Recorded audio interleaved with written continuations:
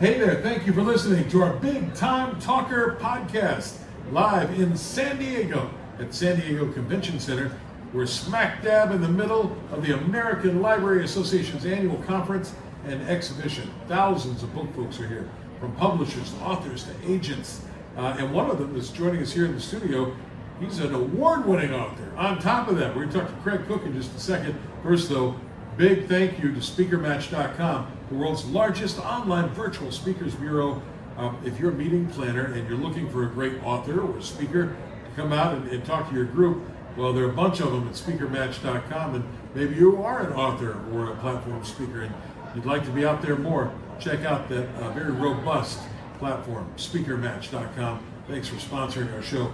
Well, we have new episodes of the podcast every Tuesday at Spotify, Apple iTunes, Podbean, iHeart, wherever you download your audio entertainment. So be sure to subscribe to the show as we talk to some of the most interesting people on the planet. All right, let's get into it now with author and consultant, entrepreneur, speaker, Craig Cooke. The book is called Business Kung Fu, Master Your Craft. And it's got a bunch of award-winning stickers on the front. So congratulations on the new book, and congratulations on being an award winner. Thank you, Bert. It's great to be here, and I'm excited to be here at the conference here, and thank you for having me on your show. Well, this book, and I'll have you talk more about it, but on the back cover it talks about there being some ancient truths in the modern business world.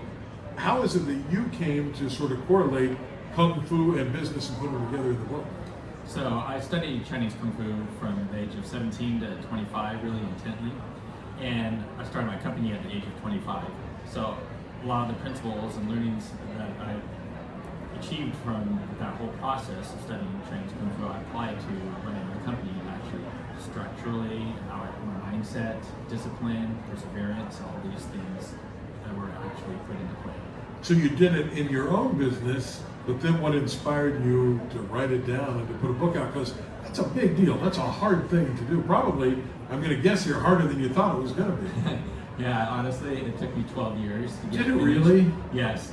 And the reason why I even wrote a book is actually my first passion in life was books. As soon as I could read when I was a kid, I always had a book in front of my face, constantly, just book after book after book. So when I was a teenager, I thought, one of these days, I want to write a book. Didn't know on what. And then fast forward to around 2011, I thought, it's time for me to write that book. And then suddenly it just came to me, business Kung Fu. I'll take what I learned and what I've been doing and write the story. But it's better that it took that long because I had a lot of additional levels of success with the pinnacle selling my company to a world-class strategic buyer in 2019. So I was able to capture a lot more lessons during that time. Our guest is Craig Cooke. The book is Business Kung Fu. Why business Kung Fu? What is the concept? And I know we only have a limited amount of time, but the overall concept behind business Kung Fu. Yeah, it's really just that passion I had for Chinese Kung Fu and martial arts, and that I learned so much. It was a profound impact on my life. I actually was just going a little bit in a negative direction, let's say. Oh, really? And it changed my life. It just got me on a really positive track. Well, talk to me about that, because you obviously are a hugely successful business guy, but there was a time it could have gone a whole other direction. It could have. Let's say I like to have too much fun. Yeah. It's the 80s, a lot of partying, just distractions. How did you get into Kung Fu then? So I grew up in an entrepreneurial family. I actually started washing dishes at 10 years old in my mom's restaurant, a little small restaurant. Busboy at 13 and a waiter at 16. And when I was 17, my mom hired this chef out of New York City, and I worked alongside with him. And after like 6 months, suddenly the topic of Kung Fu came up, and I don't remember how or why. But he's like, I know Kung Fu. And my eyes got really big, so I wanted to study Kung Fu like 7 years. My mom didn't let me. And I was like, you know Kung Fu? And he's like, yeah, why do you want to learn? Yeah, I do. So I asked my mom, out of respect, and she said, fine. And then we just started, after work, he was a wonderful gentleman, Lyndon Clayborn is his name, and he would teach me after work, so around 9:30 at night. we'd go in my garage and he would teach me, and I'd meet up with him on weekends. It was awesome. Give me a kung fu principle that really would help you sort of get into this in the beginning. Well, actually, in the first chapter 1, I talk a lot about building a foundation. Right. And it's essential when you're studying martial arts to build a strong foundation. You have to do the same thing in business. And I even have a model in the first chapter called the 5 Elements of Entrepreneurial Success, and it's based on Chinese 5-element theory, which is What is that? Chinese 5-element theory is a philosophy that applies to all aspects of life, whether it's music, food, martial arts, spiritual systems, traditional Chinese medicine. And those elements are fire, earth, metal, water, and wood. So there's these cycles and interrelationships between the elements, and it's all about balance. Well, I borrowed upon that model and created this framework for success. And the 5 elements that I identified based on my personal experience, my own personal journey, what I went through, and also observation of others that were successful and others that were not. I identified these 5 elements, which are passion, which leads to discipline, which leads to expertise, which leads to confidence, and then finally leads to faith.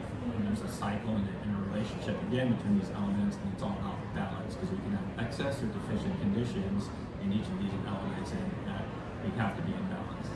As an entrepreneur, do you think that it's possible to be a big success in life if you're not passionate about something? I think anything is possible, but it sure makes it more challenging, because passion, what I read about, and I like to start with the model with passion. You can start anywhere, but I find it easiest to start with passion. And passion fuels discipline. That's the way I term it, because when you love what you do and your work is involved in what you love, it doesn't even feel like work. Right.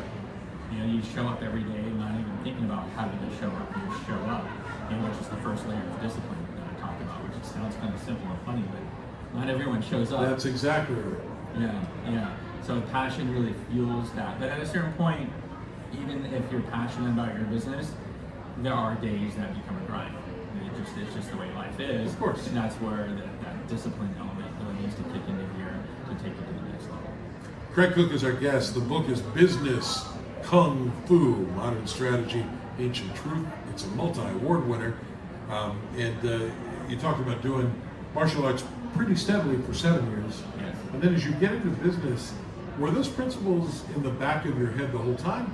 Or, like a lot of young guys, you kind of put it aside and then you came back to it later? Well, the principles that I learned, I definitely applied to the business on an ongoing basis.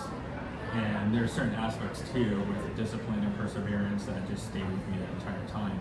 And then one example that I thought about was with the system I learned, it was a complete integrated fighting system. So in my business, I thought, well, we're not going to rely on just one thing. We're going to create an integrated system, an integrated systematic approach to solving problems for people. And that's how we're going to create true value. So it's a complete integrated solution. And that went really well for us, really well. Now, what kind of business did you have that you did so well and you sold it in 2019? What did you do? Digital marketing agency. So back in the 20th century, 1996, started a back in the dark ages. That's right. I started a digital first company doing digital transformation for those who are even buzzwords that they are today. What did that look like in the mid-90s? Oh man, it was funny because there was no broadband. There was only 30 million people worldwide online at the time. Is that right? That's right. And people were afraid to even buy things online with their credit card. Yes. Oh, this internet thing, I don't know, it could get stolen, right? Mm-hmm. And look where you are today. It's just, become this thing that we depend on. I mean, imagine if we lost the internet today, right? Well, back then, people just thought it was going to be a passing fad. Oh, that's for computer games. It's amazing to even think that. I know, isn't it? And to think about dial-up and that everyone was there, if Yes. we were lucky.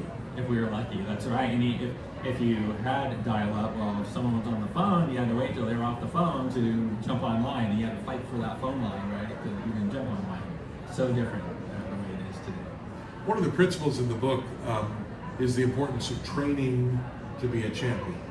Sounds obvious. You translate that from kung fu to business. but it's not so obvious. And a lot of people that they go to work every day and they're involved in the grind, they don't really put the time and effort and energy and the focus in to really knocking it out of the park. Yes, and when I like to talk about discipline, because discipline really comes into play with training, right? And there's three layers. One, I mentioned showing up, right? Right. Not everyone shows up, right? Let's say people show up. Well, not everyone is productive. The people that show up, but they're on their phone, they're checking social media, they're doing all kinds of distractions, right? Well, you have to be productive. You have to produce. You have to create. You have, whatever you're supposed to do, those activities need to produce something. That third level is being effective. And what I mean by that is that you're actually creating value for whatever you're producing, a product or service, that you're in that aspect of producing, that someone will see the value in order to pay for it, right? So showing up, being productive, and being effective are three layers of discipline that need to be employed with training to be a champion, and then also other aspects as you're developing your skills, because discipline leads into expertise, is to really focus in and develop mastery, so that you can create the highest level of value possible. Craig Cooke is our guest. The book is Business Kung Fu, and you can find it at craigcooke.com. That's Cook with an E on the end. craigcooke.com. Not sure what would happen if you went to the other Craig Cooke. Yeah, I don't know. I need to check on that actually. But if someone Googles me with an E, I come up all over the place. That's correct. There are a lot of business books out there. This one has to be a little bit different. One of the things that makes it different is in pretty much every business book out there, Craig, there's a lot of rah-rah, here's how to do it, this is what's going to work to make you a big success. One of the interesting things in this book is you talk about how to pick your battles, which means that not everything is going to be a success, so you better pick your battles and go where you think you might have an increased opportunity. That's right. In the industry I worked in, digital marketing, we had to compete and actually do what's called pitch presentations to win business. So Sure. There might have been an RFP, or request for proposal, and you could be going up against 10 or 12 competitors. And even then, we had to pick, do we even want to participate in this battle? Is there an incumbent that's been in there and it's just going to be a waste of time or not? Or what's the opportunity like? So there was all these different variables that we had to evaluate and determine, okay, can we win this? And then when we did decide to participate, there's times when we would lose and lose and lose and lose and lose, but we kept at it and eventually win. And then with one particular opportunity, and then suddenly that became one of our biggest clients. So it's picking and choosing your battles and then really going for it. That's what goes on. Did Kung Fu training that you had early on inform how to overcome when you did lose? Yes, absolutely, because not every day is going to be your day. Some days you're just not on. Right. And there's always someone tougher than you. Always. It's no matter how good you think you are, there's a saying I have in my book, if you're not humble, eventually you will get humbled. Are there specific areas, and this gets a little into the weeds for leaders, but certain areas that you think that as a business leader you need to focus on if you really want to succeed? Yes. So can you give me a couple of them? Sure. So there's that 5-element model that I mentioned earlier, right? So that's one framework to study and really embody, right? But there's another really important principle that was a huge lesson for me that I learned the hard way, and that is prioritizing your self-care. I was saying in the book is be of service to self so that you can be of service to others for a lifetime. And self-care, by self-care you mean? So what I mean by that is that you're taking care of your entire being, not only your mind, but your body, your spirit as well. In 2014, I found myself very out of balance with myself, emotionally and mentally, just from all the stresses and demands of running a company, employee needs, client demands, vendor issues, juggling family life, all of these stresses, obligations, responsibilities, right? I actually came across the Chinese practice of Qigong, which I was familiar with from studying Chinese Kung Fu, but more like health related. And that was a big game changer for me. And that was one aspect of self-care. I also shortly afterwards found, and I got much more centered and balanced at that point. A lot of benefits there. Shortly after that, I found out that I was diagnosed with diabetes, actually. And I was like, wow, all this consists. Because I was in great shape when I started the company from all the Kung Fu and training I did. 10 years later, it was opposite end of the spectrum. And, I came down with diabetes and actually have now reversed it 100% naturally. Oh, that's great. Yeah, thanks. And that self-care, again,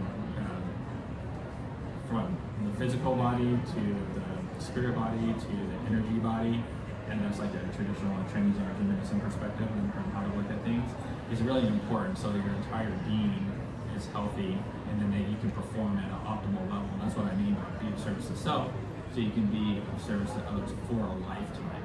So now, I feel like I did in my 20s.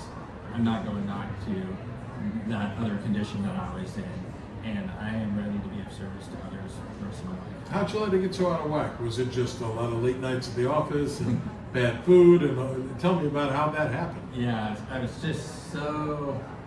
This is an example of where, in my 5 element model, you can become out of balance. So my discipline was so high, it was in such excess that it really was one of the ramifications that I came across, was just sitting constantly all day, all night long, and over the years, just constantly working every day, discipline. And it caught up to me, bad diet as well, because just bad habits start to set in. So there's diet, lack of activity, lack of exercise, period, and just that sedentary lifestyle is just really bad for you.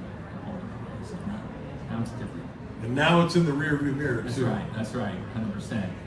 This is a great little book, and I say that with admiration because, this is not War and Peace. This is not something you prop your door open with.